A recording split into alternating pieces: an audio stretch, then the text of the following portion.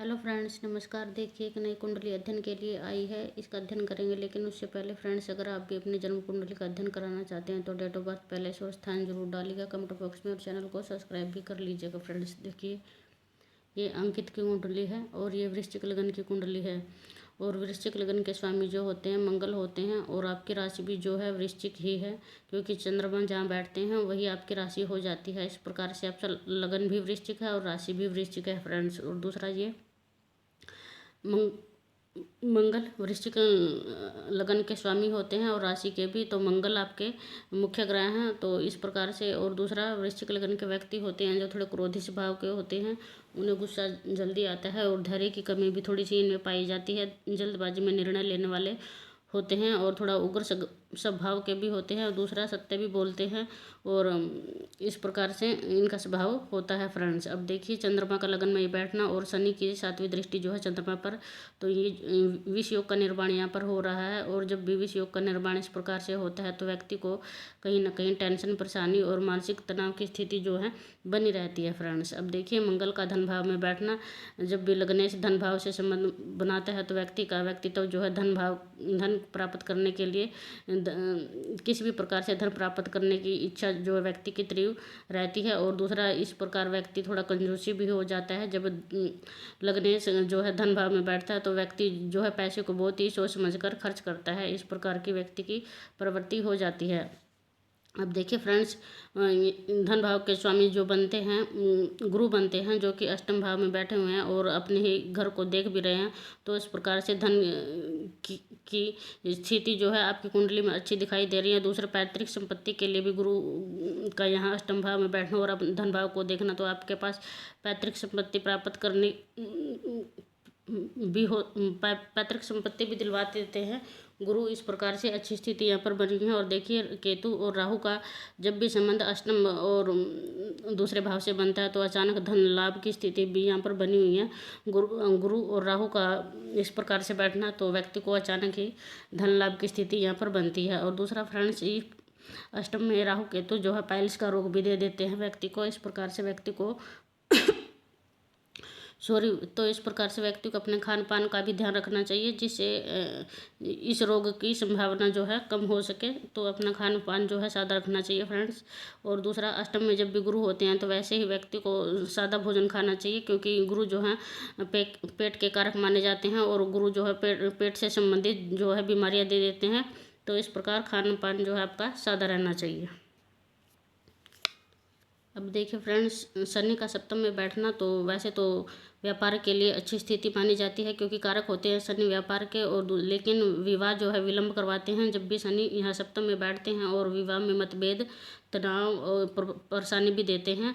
लेकिन विवाह जो है फिर भी निभ जाता है अगर दूसरे पाप ग्रहों की दृष्टि ना हो तो इस प्रकार से शनि जो है विलंब से विवाह कराते हैं। और व्यापार के कारक हैं तो व्यक्ति को कहीं ना कहीं एक समय पर जाकर व्यापार भी करना चाहिए, उसमें सफलता मिलती है, क्योंकि कारक होते हैं शनि व्यापार के। और दूसरा, देखिए, शुक्र की राशि में बैठे हुए हैं, शुक्र जो है भाग्य भाव में बैठे हुए हैं, तो शुक्र और शनि आपस में मित्र भी हैं। तो इस प्रकार से आप जॉब और व्यापार दोनों में ही सफलता हासिल कर सकते हैं। और दूसरा, आपकी देखिए, पत्नी के स्वामी जो हैं शुक्र बनते हैं, वो भाग्य भाव में बैठना तो विवाह के बाद आपकी तरक्की और भाग्य में उन्नति की संभावना बढ़ जाती है। इस प्रकार से पत्नी भाव का स्वामी जब भी भाग्य भाव में बैठता है तो इस प्रकार से आपको अपनी पत्नी का सम्मान भी करना चाहिए। और पत्नी के साथ मिलकर भी अगर आप अपना कोई काम और व्यापार शुरू करते हैं तो उसमें भी आपको लाभ होगा फ्रेंड्स। दूसरा, अपनी पत्नी का मान सम्मान कीजिएगा, क्योंकि भाग्य भाव में बैठे हुए हैं आपके पत्नी के कारक। तो जितना ही आप अपनी पत्नी का सम्मान करेंगे तो आपके भाग्य में वृद्धि उतनी ही ज़्यादा होगी।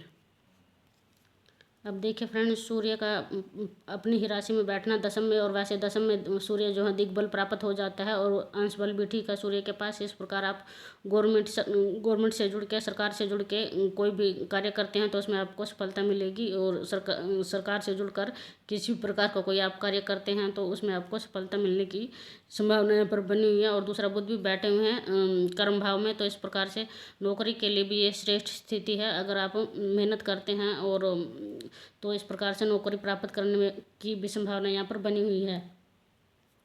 और दूसरा चलित में फ्रेंड्स बुध यहाँ का प्रभाव ना देकर यहाँ का दे रहे हैं 11वें भाव का। तो अगर बुध यहाँ का प्रभाव भी देते हैं तो यहाँ विधन के लिए बुध जो है अपनी ही स्वगृह में राशि में हो जाएंगे, तो अच्छी स्थिति रहती है। लेकिन अष्टम भाव के स्वामी भी बनते हैं बुध। और दूसरा अगर चलित में यहाँ का प्रभाव है तो बुध का इसी प्रकार से थोड़ा सा हो सकता है, थोड़ा आपको मेहनत ज़्यादा करनी पड़े, क्योंकि अष्टम भाव का स्वामी जब भी जहाँ बैठता है तो थोड़ा मेहनत और ज़्यादा संघर्ष के बाद ही आपको लाभ देता है फ्रेंड्स। तो इस प्रकार से मेहनत से पीछे मत हटिएगा, जितनी आप मेहनत करेंगे उतनी ही आपकी जो है धन की स्थिति जो है अच्छी होगी, तो इसलिए मेहनत ज़्यादा करिएगा। अब देखिए यहाँ पर शुक्र जो है भाग्य भाव में बैठे हुए हैं और शुक्र जो है व्यापति भी हैं। देखिए 7वीं राशि जो है 12वें भाव में बनी हुई है, तो तुला राशि का स्वामी जो है भाग्य भाव में बैठे हुए हैं। तो इस प्रकार से आपको खान पान जो है सादा रखना चाहिए फ्रेंड्स। किसी भी भोग विलासिता में नहीं जाना चाहिए, किसी भी प्रकार की शराब या किसी प्रकार की गलत आदत, क्योंकि भाग्य भाव का स्वामी आपके शुक्र बनते हैं।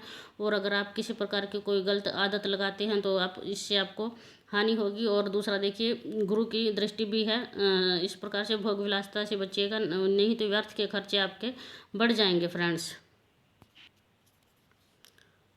अब देखिए फ्रेंड्स, शनि जब भी लगन पर दृष्टि डालता है तो प्रत्येक कार्य में विलंब बाधा उत्पन्न करता है और डिले से काम करवाता है। जो व्यक्ति का काम समय पर हो जाता है उसका जब भी शनि का संबंध दृष्टि संबंध लगन से बन जाता है, उस व्यक्ति का कार्य जो है बहुत ही देर से बनता है, बहुत विघ्न बाधा परेशानी के बाद बनता है। तो इस प्रकार की स्थिति जो है शनि लगन में बैठकर बना देते हैं कि काम बनते बनते रह जाते हैं। इस प्रकार शनि सप्तम में बैठकर लगन पर दृष्टि डालकर काफ़ी परेशानी की स्थिति देते हैं। और देखिए शनि की तीसरी दृष्टि भी जो है शुक्र पर है, तो इस प्रकार से भाग्य से विच्छेद हो या फिर धार्मिकता से जो है यहाँ पर शनि जो है विच्छेद करवा देते हैं। कहीं ना कहीं धार्मिकता जिस मानने के लिए तुर्क व्यक्ति जो है थोड़ा अच्छे से भाग्य को नहीं धार्मिकता को नहीं मान पाता है। शनि की दृष्टि का प्रभाव इस प्रकार पड़ता है कि व्यक्ति जो है धर्म से जुड़ने अच्छे से नहीं जुड़ पाता है, कटता है धर्म से थोड़ा, तो उसमें कुछ ना कुछ कमियां निकालता रहता है, धर्म के प्रति आस्था थोड़ी सी कम हो जाती है। शनि की दृष्टि का प्रभाव इस प्रकार रहता है। तो इस प्रकार से आपको चाहिए कि आप धार्मिकता में जो है पूरा विश्वास रखें और मंदिर वगैरह में निरंतर जाते रहें, तो इससे आपको लाभ होगा। दूसरा शनि चंद्र का जो विष योग का निर्माण यहाँ पे हो रहा है फ्रेंड्स, अगर आप 13 सोमवार को शंकर भगवान जी को पंचामृत से अभिषेक करते हैं तो इस विष योग की शांति हो जाएगी। और दूसरा चंद्रमा को भी बल मिलेगा, तो जिससे आपको श्रेष्ठ परिणाम मिलने की संभावना आपकी ज़्यादा हो जाएगी फ्रेंड्स। अब देखिए फ्रेंड्स, शनि की जो है 10वीं दृष्टि चतुर्थ भाव पर पड़ेगी, 7, 8, 9, 10, 10वीं दृष्टि जो है शनि की चतुर्थ भाव पर पड़ेगी। और पत्नी के बाद आपको सभी प्रकार के सुख जो है प्राप्त होंगे, क्योंकि देखिए शनि जो है सप्तम भाव में बैठे हुए हैं, यहाँ से आपका विवाह का विचार किया जाता है। और देखिए यहाँ के स्वामी जो बनते हैं शुक्र बनते हैं, भाग्य भाव में बैठे हैं, तो इस प्रकार से शनि धीरे धीरे ही सही आपकी तरक्की धीरे धीरे होगी और विवाह के बाद जो है आपकी तरक्की की संभावना ज़्यादा बढ़ जाएगी, क्योंकि 10वीं दृष्टि शनि की अपनी ही राशि पर होगी, कुंभ राशि पर। तो इस प्रकार से शनि का प्रभाव आपको विलंब से मिलेगा और सभी प्रकार की सुख सुविधा जो होती है, भौतिक सुख सुविधाएं जो घर में एक व्यक्ति प्राप्त करने की इच्छा रखता है, तो विवाह के बाद आपको सब कुछ प्राप्त हो जाएगा, क्योंकि शनि की स्वयं का घर है और शनि यहाँ उच्च की दृष्टि डालेंगे, तो इस प्रकार की स्थिति यहाँ पर शनि की अच्छी रहेगी। और दूसरा देखिए सूर्य की दृष्टि संबंध भी माँ के घर पर होगा, तो कहीं ना कहीं घर का माहौल जो है थोड़ा सा तनावपूर्ण रहने की संभावना और घर में लड़ाई झगड़े की स्थिति भी सूर्य की दृष्टि से बना रहता है। और दूसरा माता से मतभेद रहने की स्थिति भी यहाँ पर बन जाती है फ्रेंड्स। और देखिए आपके मुख्य ग्रह जो है मंगल हैं और दूसरा सूर्य भी उच्च राशि में बैठे हुए हैं और स्वयं की राशि में, तो सूर्य को निरंतर अर्घ दीजिएगा। और दूसरा हनुमान चालीसा का पाठ निरंतर कीजिएगा, और जिससे शनि के प्रभाव में भी शनि भी जो है अच्छा प्रभाव देंगे और आपका मंगल भी मजबूत होगा। और इस प्रकार से आप धार्मिकता से जितना जुड़े रहेंगे तो उस प्रकार से वैसे ही आपके तरक्की होगी और आपके भाग्य में वृद्धि होगी। तो आई होप फ्रेंड्स आप लोगों को कुंडली अध्ययन अच्छा लगेगा। अगर कुंडली अध्ययन अच्छा लगा हो तो वीडियो को ज़्यादा से ज़्यादा शेयर कीजिएगा और चैनल को सब्सक्राइब भी कीजिएगा फ्रेंड्स। Thank you.